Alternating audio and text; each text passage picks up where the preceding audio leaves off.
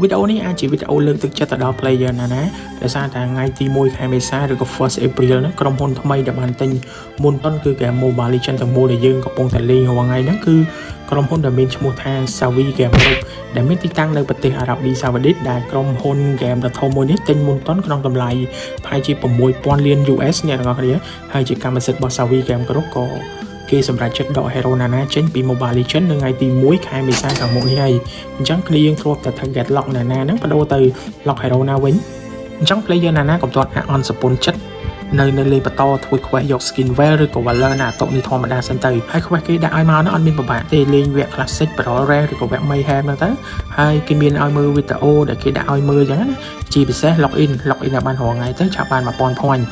ឆាប់បានដូរ skin លេងអញ្ចឹង player Nana ចាំអត់មើលសិនទៅនៅថ្ងៃទី1មេសាឬក៏ 1st April ហ្នឹងជោគវាសនា hero Nana ទៅជាយ៉ាងណាគឺនៅថ្ងៃទី1ខែមេសាហ្នឹងហើយថា